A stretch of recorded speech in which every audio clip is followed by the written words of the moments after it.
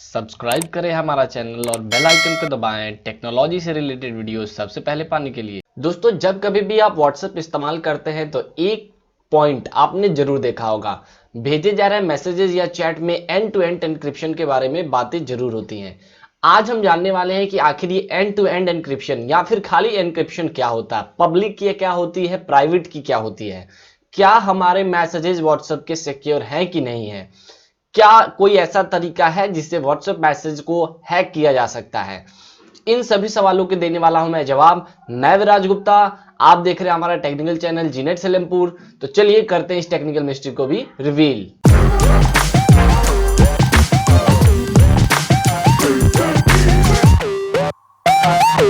दोस्तों, encryption data security का, digital data security का बहुत ही पुख्ता एग्जाम्पल है। ये बहुत पहले से चला आ रहा है। इसमें आपके डेटा को कुछ कोड्स में बदल दिया जाता है। वो आपका data audio, video, file, information कुछ भी हो सकता है और उसे कोड में बदलने को एन्क्रिप्शन कहा जाता है। और एन्क्रिप्टेड डेटा को दोबारा खोलने को डेक्रिप्शन कहा जाता है या डिक्रिप्शन कहा जाता है। एन्क्रिप्टेड डेटा केवल उसी फॉर्मूले यानी कि एक निश्चित तरह के कोड द्वारा डिक्रिप्ट यानी खोला जा सकता है जिस विधि द्वारा एन्क्रिप्ट किया गया है। आपको बता देता हूं, एन्क्रिप्शन दो तरह के होते हैं, symmetric encryption and asymmetric encryption.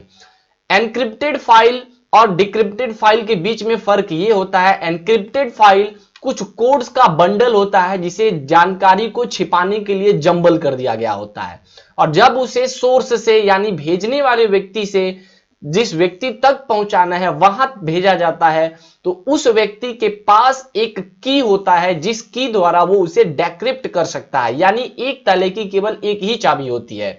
यानी भेजने वाला जब भी डेटा को एन्क्रिप्ट करके भेज रहा है तो बीच में थर्ड पार्टी उस डेटा का मतलब नहीं निकाल सकता है। अब बात कर लेते हैं एंड टू एंड एन्क्रिप्शन की। आपको बता दूं, व्हाट्सएप ने 2016 में 2016 में एंड टू एंड एन्क्रिप्शन की जो फैसिलिटी थी उसे व्हाट्सएप यूजर्स के लिए फेमिलियर कर दिया।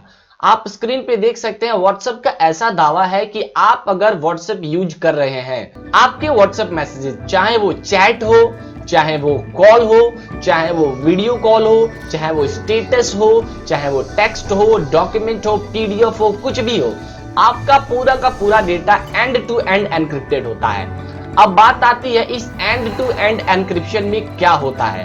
तो मैं आपको बता रहा हूं कि end to end encryption data encryption का एक बहुत ही साधारण सा तरीका है। इसमें दो बहुत ही महत्वपूर्ण बातें होती हैं। एंड टू एंड एन्क्रिप्शन में जो व्यक्ति डेटा भेज रहा है उसके द्वारा भेजा गया डेटा सेंडर द्वारा ही पढ़ा या समझा जा सकता है। बीच में कोई तीसरा व्यक्ति उस डेटा का किसी भी तरीके से इस्तेमाल नहीं कर सकता है, चाहे वो खुद फेसबुक, व्हाट्सएप या फिर कोई गवर्नमेंट पार्टी ही क्यों ना हो। ऐसा दावा व्हाट्सएप या बाकी सभी एंड टू एंड एन्क्रिप्शन देने वाली कंपनियां करती हैं। डेटा एन्क्रिप्शन का सबसे ज्यादा इस्तेमाल होने वाला तरीका पब्लिक की एन्क्रिप्शन होता है। दोस्तों, आप चाहे सोशल मीडिया यानी कि फेसबुक, व्हाट्सएप, ट्विटर, ईमेल कुछ भी इस्तेमाल कर रहे हैं, आपके डेटा सिक्योरिटी के लिए एक सबसे साधारण और सबसे प्रचलित या कह सकते हो पॉपुलर फॉर्म जो है डेटा एन्क्रिप्शन का वो है पब्लिक की एन्क्रिप्शन। इस एन्क्रिप्शन में होता यह है कि सबसे पहले किसी भी यूजर को पब्लिक की और प्राइवेट की दो तरह के कीज प्रोवाइड किए जाते हैं। प्राइवेट की आपके खुद का की होता है और पब्लिक की सबके पास हो सकता है या होता है। आप अगर सेंडर हैं तो आपके पास भी आपका प्राइवेट की होगा और रिसीवर के पास भी उसका प्राइवेट की होगा, और आपका पब्लिक की उस रिसीवर के पास भी होगा और रिसीवर का पब्लिक की आपके पास भी होगा। इस कॉन्सेप्ट में किया यह जाता है, जब भी आप किसी चैट मैसेज को या फिर डेटा को भेजते हैं, एग्जांपल के तौर पे आपने अपने मित्र को लिखा हेलो हाउ आर यू, तो आपके द्वारा ये जो चैट मैसेज है सबसे पहले ये एनक्रिप्ट होगा। एनक्रिप्ट कैसे होगा, तो इस एनक्रिप्शन को एक पब्लिक की द्वारा एनक्रिप्ट कर दिया जाएगा। ये एनक्रिप्टेड फाइल आप जिस रिसीवर को भेज रहे हैं वो उसे अपनी प्राइवेट की द्वारा ही खोल पाएगा। यानी पब्लिक की द्वारा एनक्रिप्ट किया गया डेटा प्राइवेट की द्वारा ही खोला जा सकता है, और हर अलग अलग यूजर का अलग अलग प्राइवेट की होता है। और अगर आप अपने डेटा को प्राइवेट की द्वारा लॉक करते हैं तो उसे पब्लिक की द्वारा खोला जा सकता है, और पब्लिक की द्वारा लॉक किया गया डेटा प्राइवेट की द्वारा लॉक किया जा सकता है। दोस्तों आपको बता देता हूं, एक स्टेप आगे बढ़ के एंड टू एंड एन्क्रिप्शन में कभी कभी आप या फिर अन्य सिस्टम्स में सबसे पहले उस डेटा को पब्लिक की से लॉक कर दिया जाता है और फिर उसे और सिक्योरिटी प्रदान करने के लिए प्राइवेट की से दोबारा लॉक कर दिया जाता है। प्राइवेट की से लॉक होने के बाद वो डबल लेयर्ड एन्क्रिप्शन से डेटा सिक्योर होता है। जब उसे डेस्टिनेशन तक पहुंचाया जाता है तो डेटा को सबसे पहले, चूंकि वो पहले पब्लिक की फिर प्राइवेट की से एनक्रिप्ट था, इसलिए सबसे पहले उसे पब्लिक की से डिक्रिप्ट करना पड़ता है, फिर उसे पब्लिक की के बाद प्राइवेट की से डेक्रिप्ट किया जाता है, जिससे डबल लेयर्ड सिक्योरिटी मिल जाती है।